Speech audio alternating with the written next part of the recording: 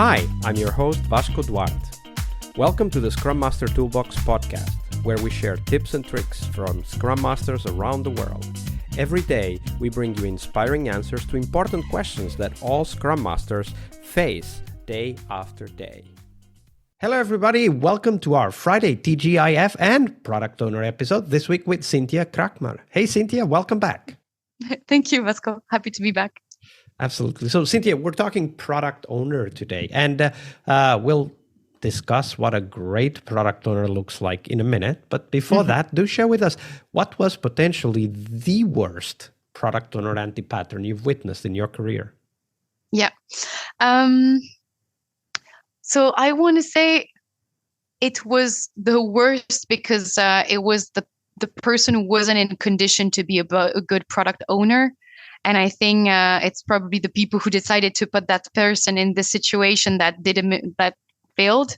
But somebody who is new to the expertise or new to an organization and doesn't really know the process and needs to make decisions as a product owner or help build a backlog, that's not the right candidate. And very often this person is unsure, showing having some conflicting messages, maybe not being also the best person to really have a conversation with a client because there are still, in terms of expertise, they don't always know exactly what's feasible, what's not. So I think these are two different characteristics that I find. I also believe that there are somebody who is not assertive as well and unsure might not be able to champion the product the way the product needs to be championed, and might not also show the leadership that is required by a PO. And so I'm really thinking of a situation where a person, actually the product owner was a very shy person, not that experienced, and the Scrum Master was a very assertive person who actually knows what the PO needs to do. And literally, the Scrum Master ended up taking a lot of space, and the PO was just like being very shy and not saying anything. And so here, my question was that, is it misplacement of this person, or do we have, if we want to keep this person in this position, do we have the coaching support to help this person actually gain some profile, some leadership, and actually, all the characteristics that a product owner needs. So let's dive into that a little bit, because we've talked about many anti-patterns here on the podcast. There's more than 400 episodes, and I guess about maybe 200 of those discuss the product owner. So there's 400 weeks, and 200 of those discuss the product owner in some detail with the product owner episode. So we've heard many reasons why a product owner might not be the best. But I very rarely hear this idea of not just the skills, but also the approach, the personality, the drive they bring to the team is also important. And you just said that, right?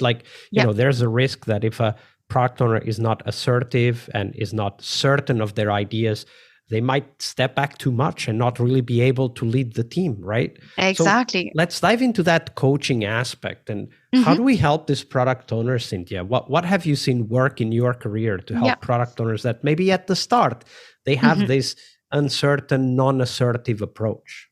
It's a good question. So I guess for me, for somebody who's new to the role, it's training this person to the role. And it doesn't mean necessarily going for certification, but it's really explaining the key aspects of this role that are relevant for this specific person in the specific context.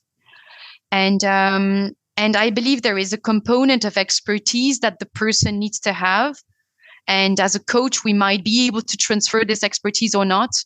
But I think it's, for me, we could also maybe suggest this person to shadow some other product owner who might be in the same role. That also another way of for them to sort of understand exactly what is expected from them. And there are people who have different ways of operating in confusion. Sometimes when they don't know, they won't do anything because they're just too afraid to fail. and here we might be able to help them. But sometimes they might also so just do and not necessarily take criticism or feedback. And that's also somewhere as a coach where we can definitely support. So I guess there are these two different aspects, depending on the personality, that we might, as a coach, as an agile coach, be able to, we can help. Yeah, absolutely. And that's actually a key aspect. We do have a coaching course for Scrum Masters that are working with product owners. I'll put the link in the show notes. And one of the key aspects for the Scrum Master is really to see where are the gaps, and that also means in the product owner role, and to bring our support to that person. And sometimes that means, as you said, maybe we help them shadow another product owner, or bring another product owner to do kind of this one-on-one helping or support for certain things, like defining a vision, the first time we create the backlog, whatever might be important at that time. Yeah, but something I can also add is the dynamic between every single person, because sometimes also with the Scrum Master being very assertive and a product owner having a lower profile, then there is a dynamic that gets created, and the Scrum Master might take more space, and then it's hard also to sort of go back. So I think it's also having this proactive conversation, and the Scrum Master can also say, this is not in my scope. You are supposed to do that. Is there any way I can help you? Or is there any other option if there is an agile coach of somebody who can help you with these aspects? So I think it's also being sort of constructive about it, not say, hey, you should be doing that and you're not doing that well, but hey, I have observed that this is something you're expecting from me, but I think this is part of your role. I mean, is there any way I can help you do that better, or do you need anything from me? Having this constructive conversation for me is really valuable, because it's in the mindset of we can all learn and we're being collaborative as a team. Absolutely. And that's a great point. Be mindful of what the PO expects you to do. That is, in the end, their responsibility. Don't take it. Help them figure out how to get help, and then help them take it. Yeah. So, Cynthia, that was the anti-pattern, but of course we want to end on a high and share the story of a great product owner. So share that story with us. How did they work? Yeah, absolutely. So, okay, so the person I have in mind is an expert of 20 years in life sciences, and really, really does understand the content. But this person is also very open-minded and is willing to sort of be challenged. So I think it's really somebody who isn't rigid and who's willing also to sort of evolve their mind. It's somebody who listens also to the team. What are their needs? What are the concerns? That takes time. I would say also it's somebody who is, who has enough gravitas also to have the conversation with the client and say, hey, this is possible and this isn't possible. So I think it's somebody with this technical background that can really see, like, in terms of feasibility, what we can do and what we cannot, and what can the team commit to do or not. I think for me, a good product owner is also somebody who respects the team, respects the Scrum Master, and sees that also as all the capabilities, all the roles, and doesn't really see any hierarchy in a team. I know that Agile is in the spirit of being more horizontal and collaborative, but I have seen in the past also some sort of hierarchy between the product owner being more sort of on a hierarchy level than the Scrum Master. So, I would say, these are the main aspects. Yeah. And when you think about this product or this specific one, so you talked about some of their personal characteristics, right? Like, being open-minded, is able to be challenged, accepts other people's ideas. But what are some of the practices or tools that this product owner uses that really helps the team? I think it is.